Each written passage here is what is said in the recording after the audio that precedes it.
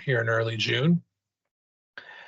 A couple of small housekeeping notes before we get started. From a webinar etiquette standpoint, please keep your camera off and microphone muted during the presentation. If you have questions, please type them into the chat. Becca is going to be monitoring it, and we'll ask Martin our questions there towards the end. And then also just in terms of other National Capital section news, we are planning a e-scooter event like we did last year, which was quite a lot of fun. So this is kind of a sneak preview what we're looking at in terms of our route. Lots of Glebe, Centertown, near Lansdowne. We are targeting sometime in July, although the date is still to be confirmed. So just kind of keep an eye out for that if you have a free afternoon coming up, likely to be held on a Friday. So with that said, I think I can probably introduce our speaker for the day. His name is Martin Van Heeren, a project manager and transportation engineer at RV Anderson with over 15 years of experience in the design of urban and rural roads, interchanges, and intersections. Throughout his career, Martin has managed several environmental assessments, preliminary and detailed design transportation projects, highway and construction staging design, roadside safety review, utility relocations, cost estimating, and contract document preparation. Additionally, Martin has considerable experience working with the Ministry of Transportation and the City of Ottawa for several municipal projects in the past. So without further ado, Martin, thank you again for giving this webinar. I'll pass it over to you. Yeah, thanks very much, Jordan. Pleasure to be here. Looking forward to sharing this interesting project that we got to work on. And yeah, go from there. So thanks. As Jordan mentioned, my name is Martin. I work and live in London, Ontario. And so this project that I'll be speaking about today is in St. Thomas, which is very close to London. I will turn my camera off for the next during the presentation, but I can turn it on again if we have any questions towards the end.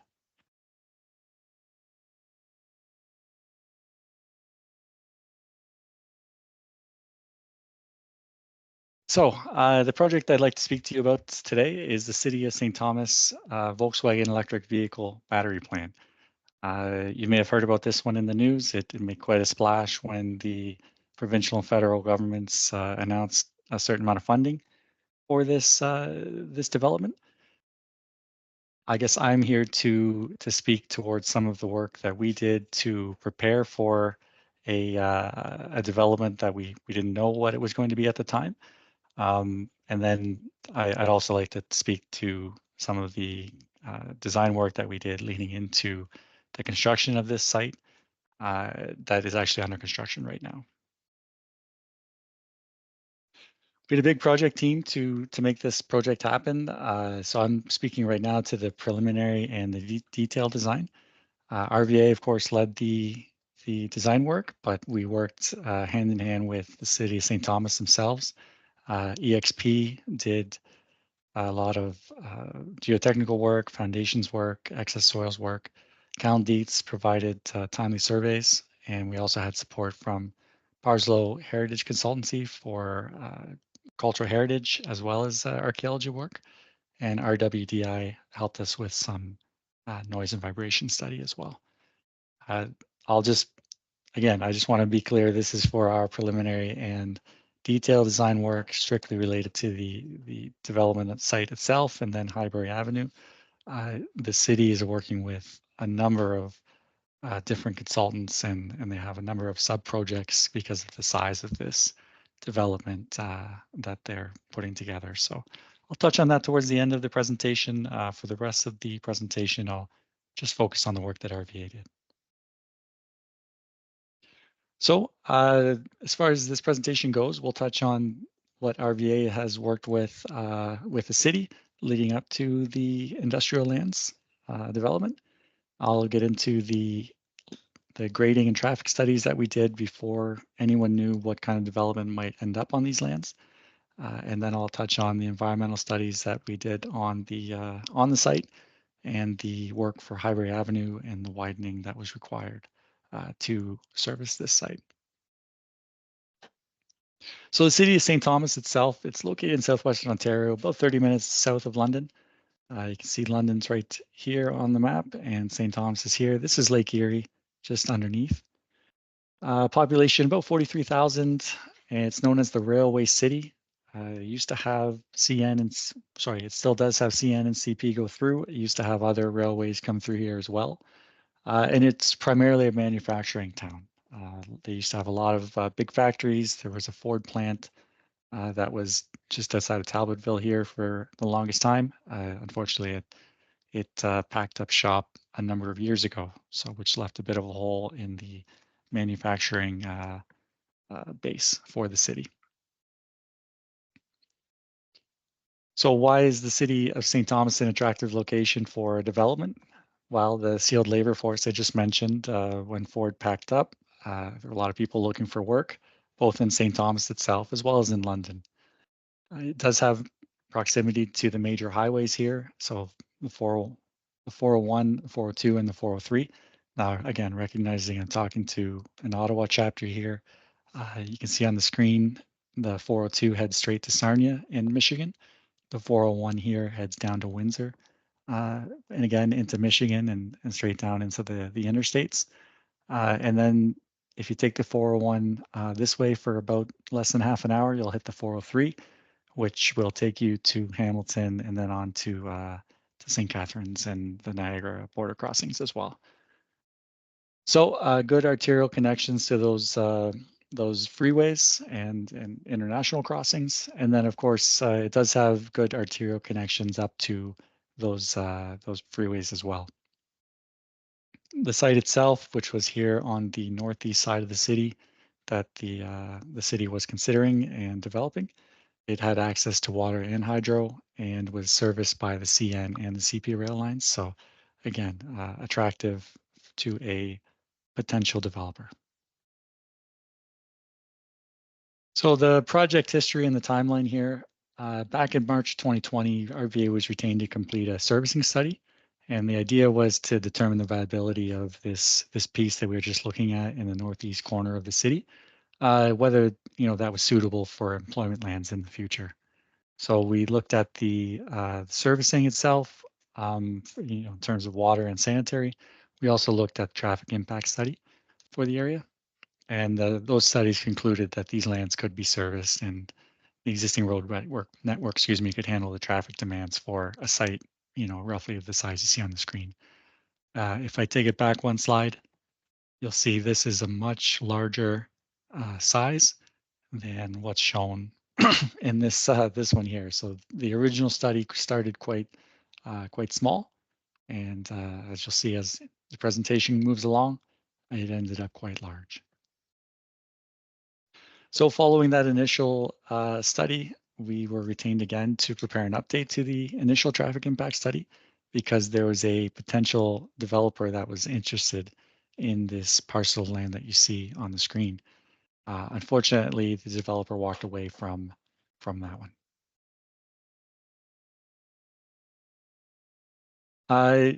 In 2022, we were awarded an ecological study for this area here to basically just to conduct the due diligence of the land. If I can take it back once more, you can see this is primarily agricultural land with some woodlots as well. And so there was quite a bit of ecological work and screening to be completed before any of that land could be developed. So that was in early 2022. In October, so late 2022, RVA was awarded the environmental assessment and preliminary design for Highbury Avenue widening, and that would be adjacent to those industrial lands. So again, the photos we've been looking at, these are kind of roughly in this whole parcel concession. So this is the section of Highbury Avenue that we were going to look at, as well as South Edgeware Road right here. And the idea was we had the traffic impact study for a certain amount of development, and we wanted to see from preliminary design and get that consultation done with the public to land on a design for those future road improvements.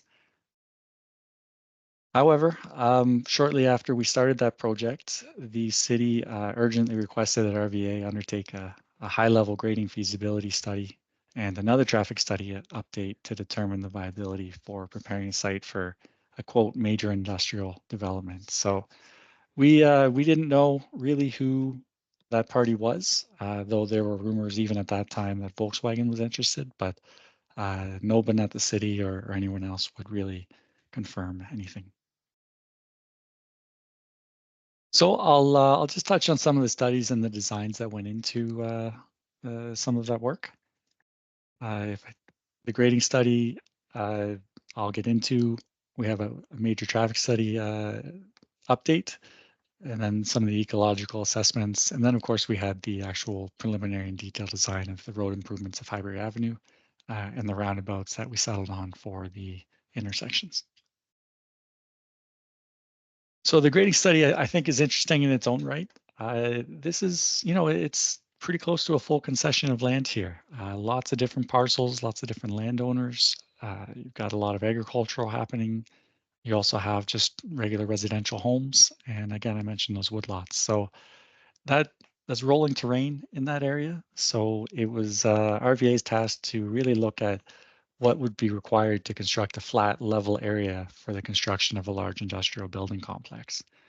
Again, we didn't know who we were working for or who was providing these specifications, but we knew we had to needed a relatively flat area for a building complex that was roughly 1.2 kilometers by 0.9 kilometers. And that would be on a parcel, 3 by 2.5 kilometers in size. So, this section here that you can see in the heavier blue is the building complex, roughly the size, and then this larger area that you can see me tracing with my mouse. That's the parcel size that we had to see what and where it would make sense to build this flat area. So again, the specific exercise calculate the volume of earth to move and the time required and the cost. So no small task. So we looked at different options. LiDAR was provided by Cal and Dietz, and so we were able to get an existing surface. And then we looked at a number of different options and elevations and building layouts to determine an optimal grade and really to maximize the on-site space available for the material disposer. Like I mentioned, this is all rolling terrain. I'm not going to say today because it's quite changed now, but prior to any construction, and so you had to figure out where you're going to put all of that excess earth. This is just one of the options here that you can see we looked at. You can have a lot of cut up to 13 meters in certain areas, up to a certain amount of fill.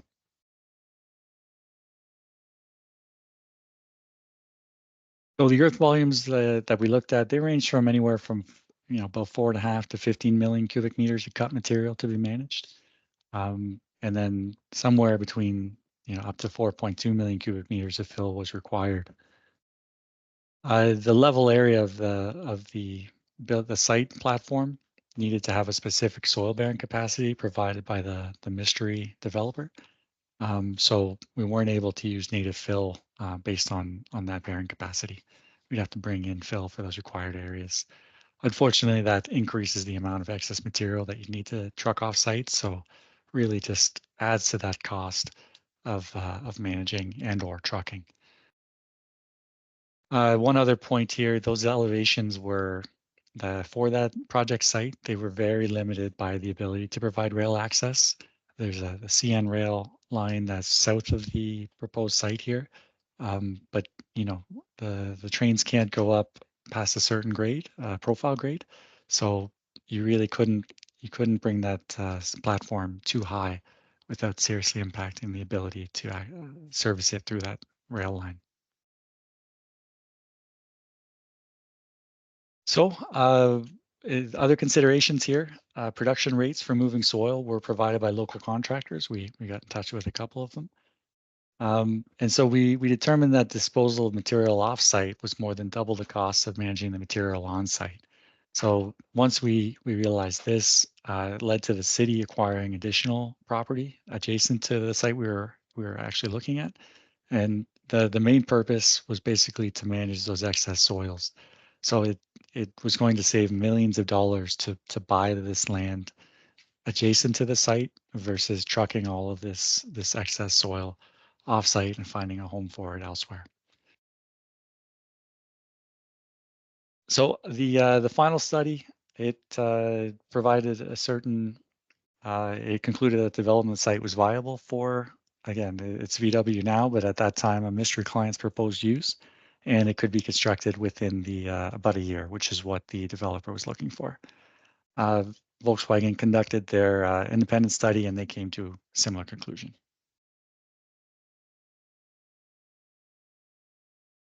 So again, we started this work in late 2022, and in March of 2023, the provincial government passed a bill that amended the municipal boundaries of the city of St. Thomas and the municipality, excuse me, of Central Elgin, which is the regional municipality around the city, so that the EV plant and the expanded industrial lands would fall entirely within the jurisdiction of the city.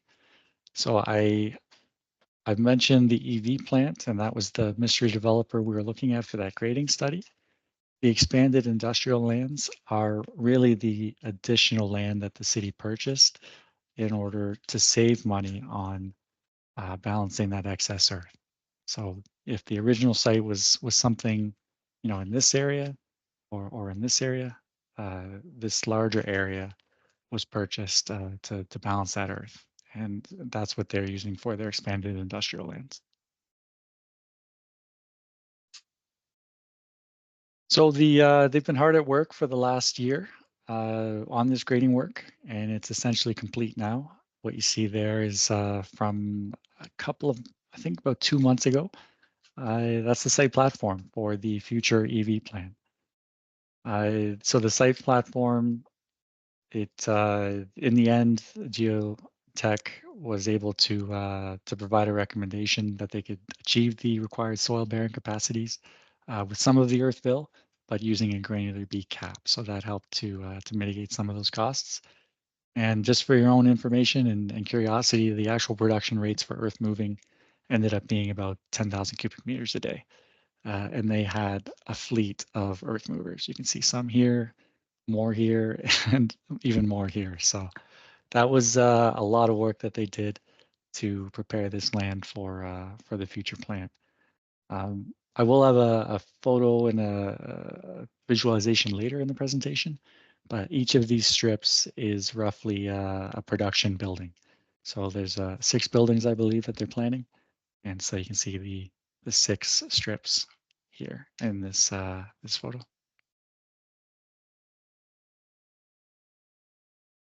So in April 2023, so about again just a month or so later after the conclusion of what we thought was feasible, the formal announcement was made, and this is what you would have read in the newspaper, that confirmed Volkswagen and the actual name of the company that's building this plant is PowerCo, that they would develop an electric vehicle battery plant in St. Thomas. And the aim is to make about 1 million batteries per year once everything is up and running, and employ about 3,000 people and create tens of thousands of spin-off jobs.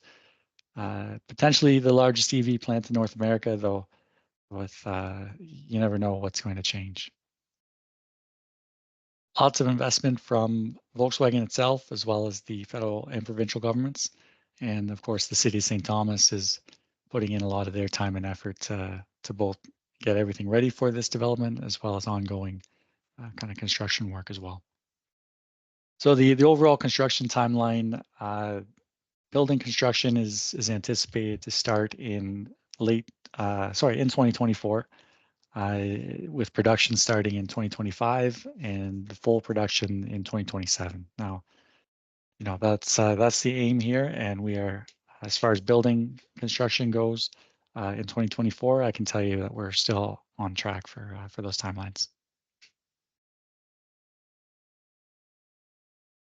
So that was the grading study and how it led to kind of the formal announcement.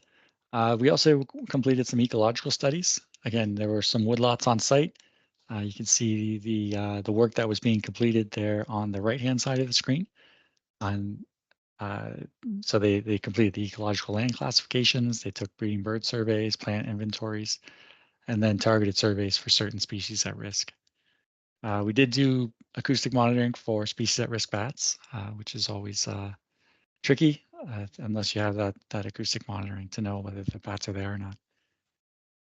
Those works were completed in 2023, and RVA continues to work during construction as the qualified professional on behalf of the city, so that we can hit the conditions of the issued species at risk permits. On the bottom left here, these are all bat boxes that were put up. This is a woodlot that's going to remain on the north side of the site. And so these bat boxes are all in place kind of around the perimeter of the woodlot. So we also updated our traffic study for the actual, once we had firmer numbers on the power coal plant, as well as a rough idea of the industrial lands that were going to surround it. This was the environmental assessment and preliminary design that we were initially tasked with, which was Highbury Avenue adjacent to the site and South Edgeware Road to the south.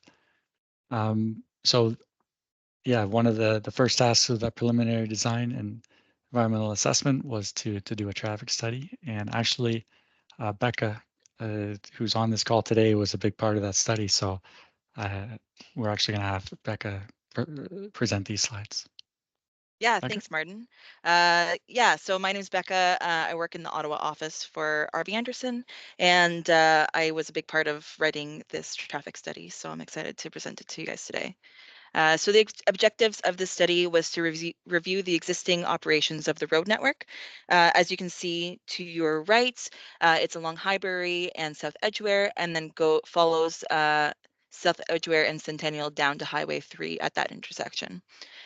We determined the future volumes for the 2033 and 2043 horizon years, and did a review of the do-nothing operations of these the intersections and along the roadways, and identified improvement alternatives for the city. So the methodology for our analysis was we did a link volume analysis and a intersection operational analysis using the City of St. Thomas design guidelines. They have traffic impact assessment guidelines and highlights information to put into our synchro model, including lost time adjustments, maximum cycle lengths, saturation rates. And in that, we looked at queues, delays, and the capacity of the intersections. Finally, we looked at the roundabout operational analysis with Arcady software with HCM methodologies. Using that software, we transformed our normal volumes into PCUs, which calculates 2 heavy vehicle trucks into 1 regular passenger car unit. Next slide. So here you can see the existing conditions. The Highbury between South Edgeware Line and South Edgeware Road is 4-lane cross section, and then the rest of the study area is a 2-lane cross section. Volumes were collected from the MTO and the city and from our own data collection effort. We collected AM and PM volumes for reasons that we'll talk about a little later because of the developments going on. And for the existing conditions, we only found one issue that was noted, which was at the Ron McNeil intersection. For our analysis, it operated okay, but because of the shared left and through lane, we decided that would potentially be safer from rear-end collisions if people were in a separate lane from turning left. So we highlighted that the left turn lane should be separate. Next slide. For the future growth, we determined 2 types of growth, which is the future background to determine, to consider developments outside of the study area and other developments that may come up over time. We reviewed historical ADTs along county roads, and it trended downwards even before the pandemic. And I think this is mainly because of that Ford development that kind of went away. And so to be conservative, we used 1% growth along city and county roadways and 2% growth for MTO roadways, up to a horizon year of 2043. Next slide. So as Martin was talking earlier, the Volkswagen EV plant, so that is the first development that we considered. So based on statistics that the Volkswagen had sent us, was trucks per hour, office staff, and the changeover trips for employees, we were able to determine the amount of trips that were generated by the study. The changeover was at 5:45 a.m., 1:45 p.m., and 9:45 p.m. So we determined that the changeovers in the morning and at night, they didn't fall within the standard AM and PM peak hours that you would normally see. And so we considered a midday peak hour to determine the impacts from the changeover traffic. So because of that, we found that the peak hour, AM and PM, the trips generated from the site were just over 200, and then the midday were just over 2,000 trips. Additionally, at this time, we determined that there would be a new roadway constructed opposite from the Highway 3 intersection to make it a 4-lane roadway or 4-legged roadway. Next slide. So the other development that wasn't considered in the original traffic studies was this industrial park. So for this industrial park, we had the lot limits of where these developments would be, but we didn't have the GFA. We didn't know what size of buildings were going to be part of it, or the number of employees expected to be incorporated into the site plans and whatnot. So we had to make some assumptions based on this. So the first one was that we assumed that 50% of these developments were going to be built out by 2033 and the remainder by 2043. We assumed that 30% of the land of these lots were going to be the amount of GFA we would use to determine the number of trips. We determined the number of trips by using the ITE trip generation manual. And for the industrial park trip generation code that we used, there was nothing for midday. So we ended up taking 50% of the PM peak hour volumes, and we distributed 50% entering the site and then 50% leaving the site to get a good conservative estimate. So in the AM and PM peak hours, we determined that it was over 3,000 trips being made. And then during the midday, it was about half that. Next slide. For the distribution,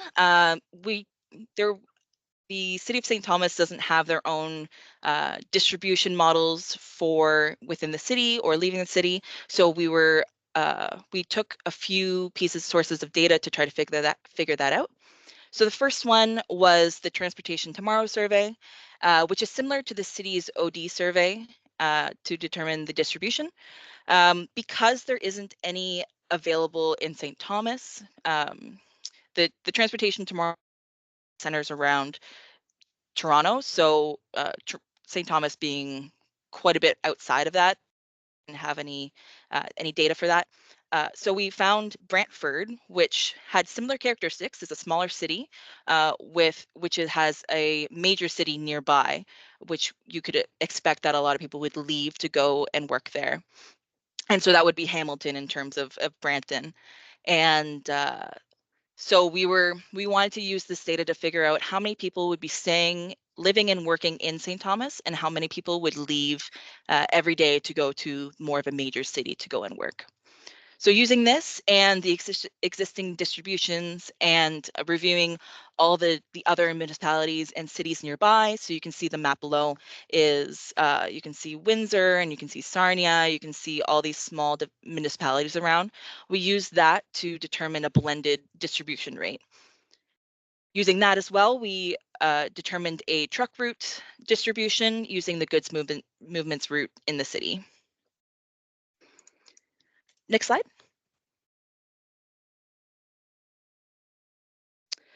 All right, so once we found the future volumes, then we decided to go and figure out some alternatives for the city. So the first one is the do nothing scenario. So if you left everything the same except for adding the required intersections.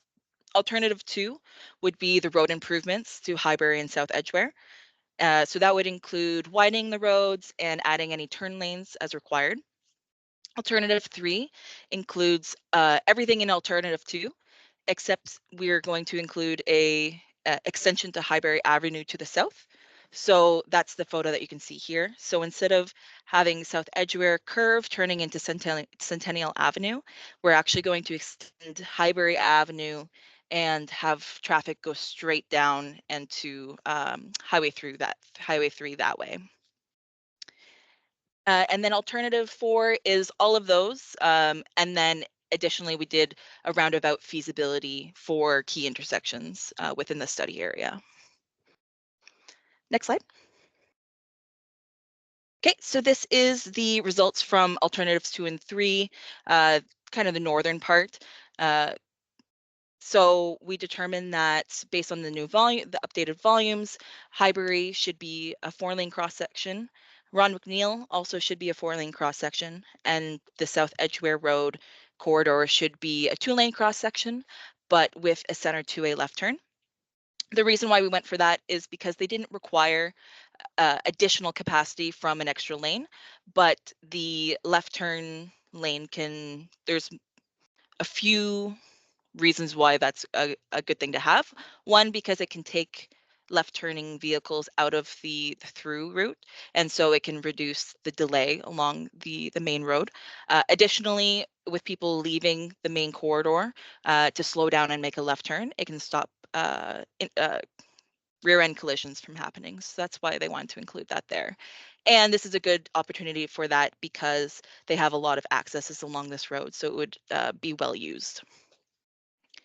Next slide. Next is alternative 2, more in the south.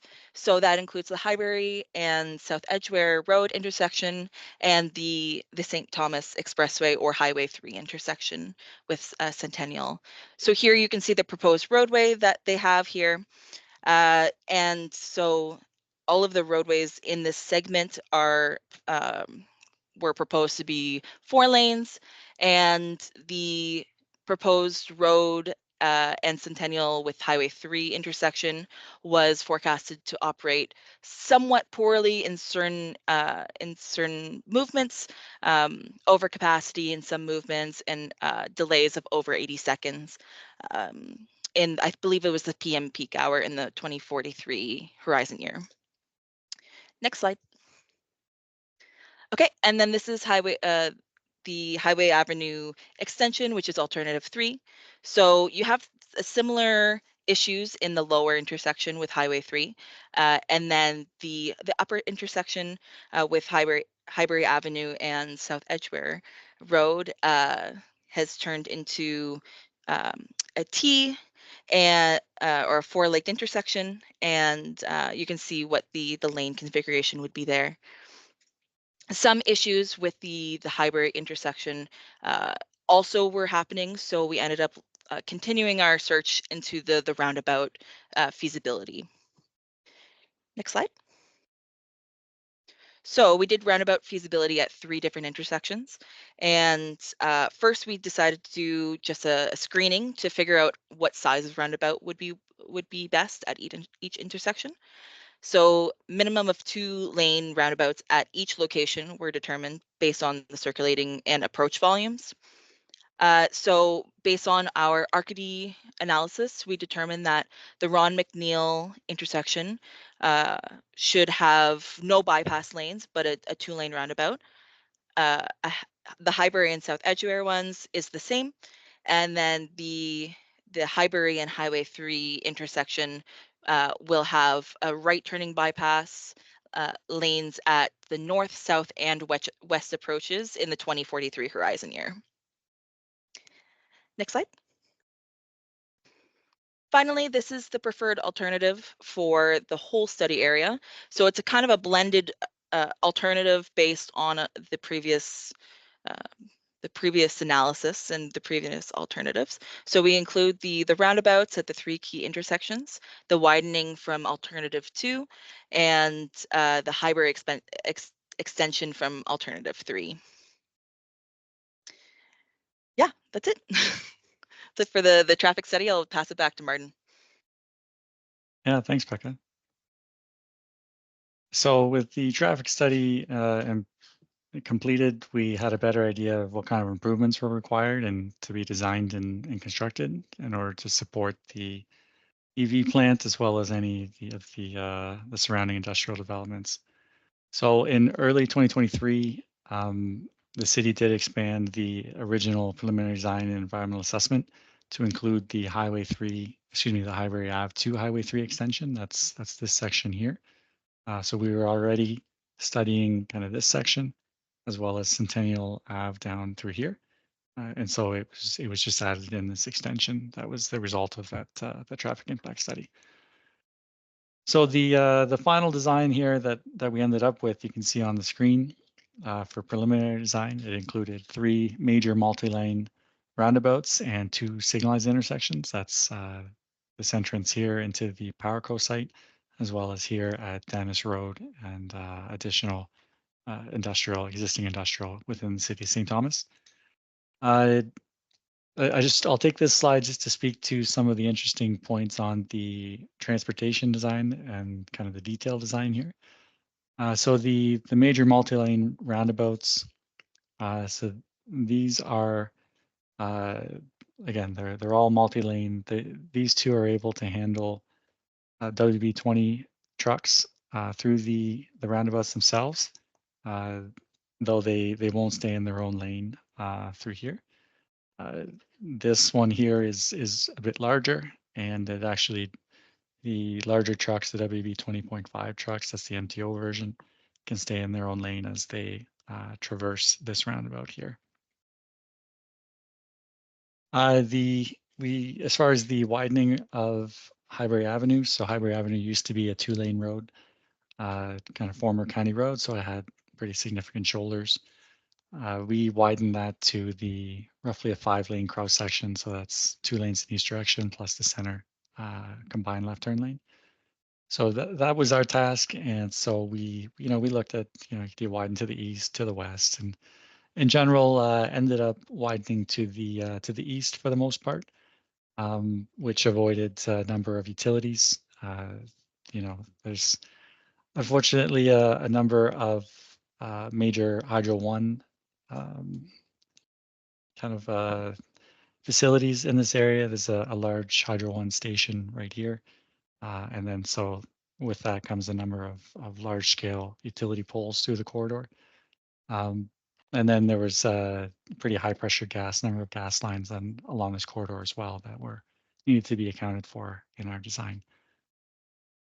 I'll say the one thing about this project though, when everybody is on the same page and rowing in the same direction, you can really things can come together nicely and come together quickly. So in this case, with all levels of government, looking for the same goal, which was a productive, successful project. Things started to fall into place. I'll also say the utilities who were planning to service this site were very quick to come to the table and very accommodative in moving and negotiating, where they needed to put their plant. So in a lot of ways, it was a really tight timeline. But when everybody is keeping this project as a priority, then sure, you can get a lot of things done pretty quickly. To that point, we started the actual, you can see on the screen there, the extension of Highbury Avenue was added in early 2023. We started the project earlier. EA clearance was obtained in October of 2023, and that gave us time to do the necessary consultation and environmental reviews. And so that was cleared in the fall of 2023. And then we continued with the detailed design and contract preparation of what you see on the screen here is really what is proposed to be built. This extension here, which is kind of a future roadway, that is not part of our contract. That is for a future contract to tie in, but our site design accounted for that, what we're building now. The South Edgeware portion that's further to the west, kind of off of the photo here, that is the piece of the preliminary design and environmental assessment that we completed that is not being constructed at this time. It was not necessary to support the developments that are going in here. So the city has that filed away, and I know that they're working on their own plans and studies, and they may implement that at a future date.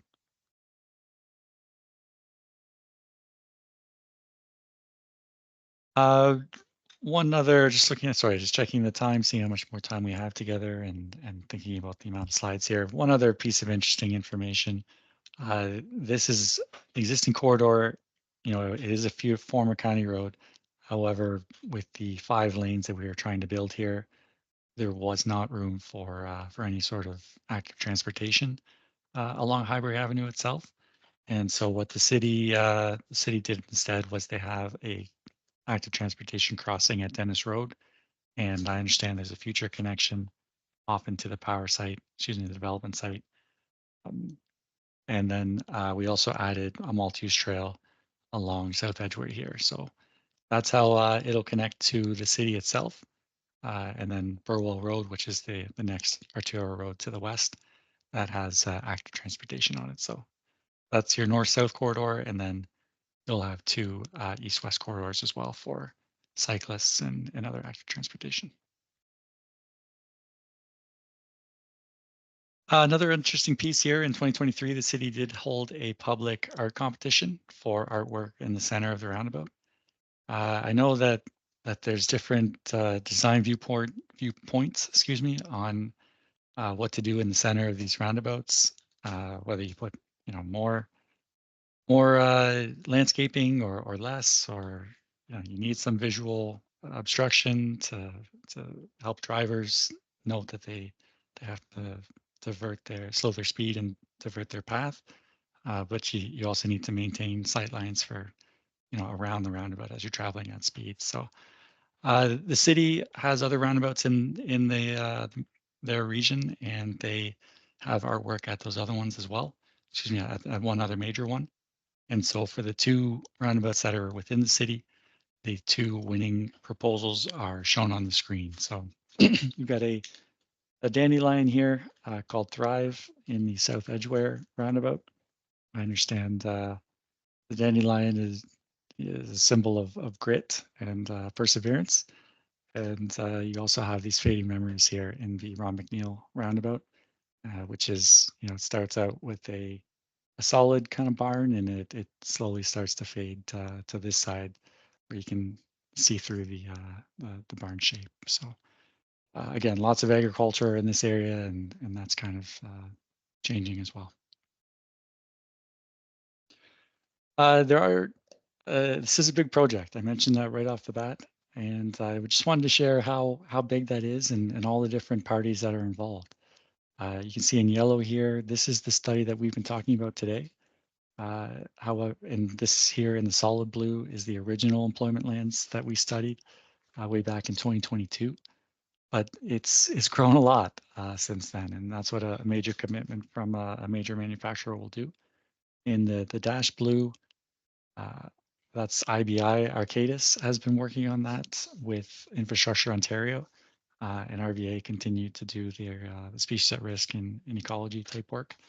And so that's who is developing these industrial lands and the rail spur into the land, the PowerCo site. You also have the Ministry of Transportation completed a study to twin Highway 3 through this expressway here. So that's an existing single lane expressway, but it was always planned to be twinned in the future. And so they're working on that. They're also did a preliminary design study all the way to from Highway 3 up to Highway 4, which then connects into Highway 401. So Sorry, that was Stantec and SEMA that did that work. I've also I haven't worked with them directly as I have with Arcadis and Stantec, but I understand WSP is working with either PowerCo or some of these other developers that are working and looking at developments in the area. So finally, just a few pictures from roughly last week construction. You can see the future battery plant site here, right in the middle. This is Highbury Avenue here that we've been talking about during this presentation. This is the extension that we discussed as well. And so the contractors are hard at work trying to get this all of this widening work and this extension, all 3 roundabouts completed by the end of this construction season. So quite a bit of work to do, but they're doing well so far. And I think it's at this point, there's no reason to think they won't hit that target. And then finally, this is just an updated photo of those battery manufacturing facility platforms. Just a month or 2 later than the photo that was on the original slide. Looking at the time here, we have a short YouTube video that showed a visualization that we made. I can do it in less than 3 minutes, which will leave us with still over 5 minutes for questions. And so I'd like to just share that with you now.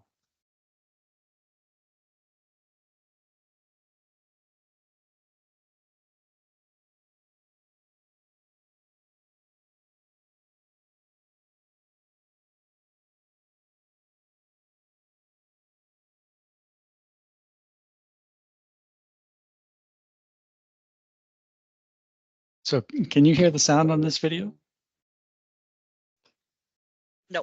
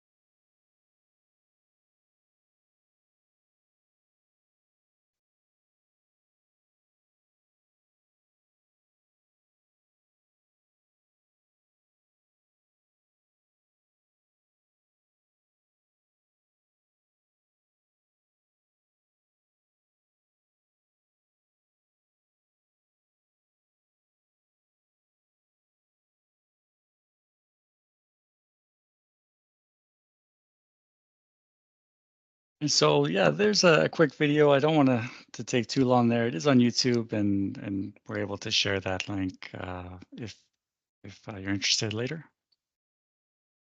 Becca or Jordan, that concludes the presentation. We're happy to take any questions. Perfect. We have 2 in the chat, so I'll read them out. Did the city consider sustainable modes of transportation, i.e. transit, bike, carpools, etc., to reduce environmental impacts of the single car occupancy.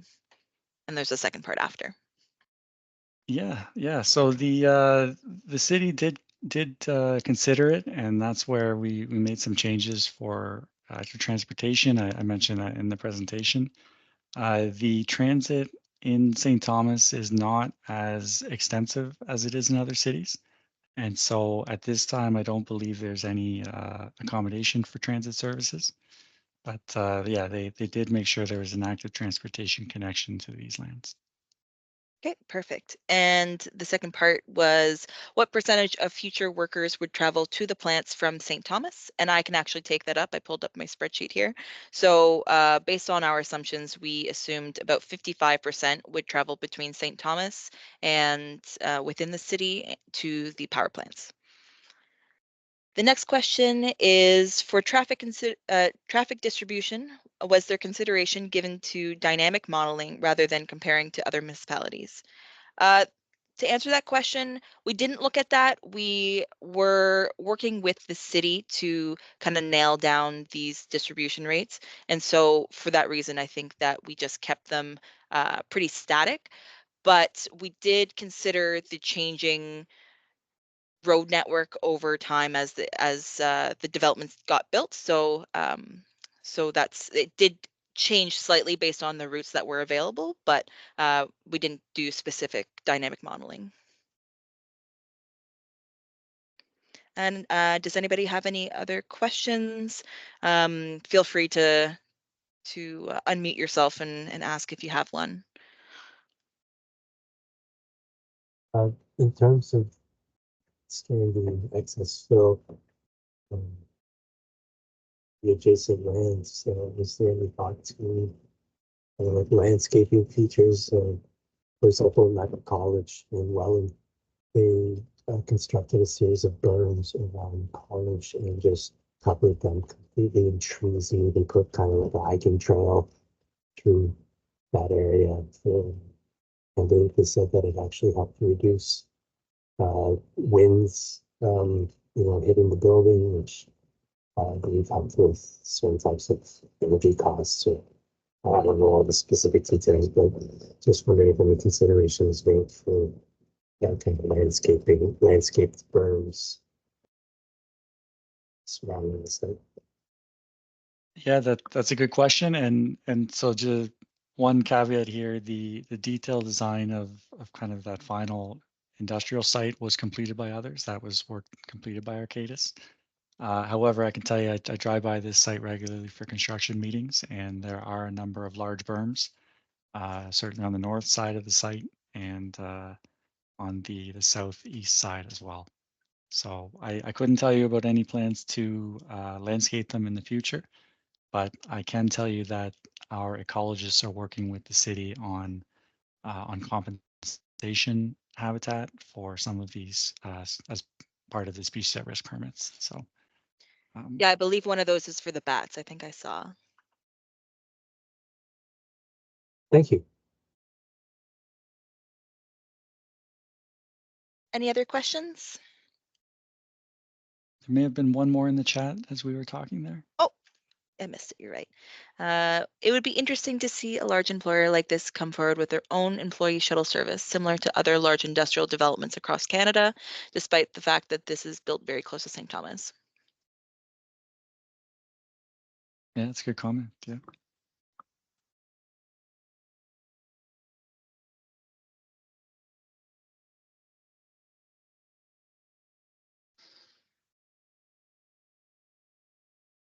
Okay, I think that might be our last question. Okay. Well, thank you, Martin and Becca, for giving us this presentation. It's been really informative and seeing kind of all the aspects of our field kind of come together and work together for such a mega project. So again, thanks for that. We will wrap up right on time. Again, reminder, we're planning on doing an e-scooter event sometime early to midsummer. So keep your eyes looked out for that. And yeah, thanks everybody. Take care. Thanks everyone for your attention and your interest. Thanks so Thank much. you. Thank you. Great job. Thank you. Have a good day. Thank you. Thank you. Thank you.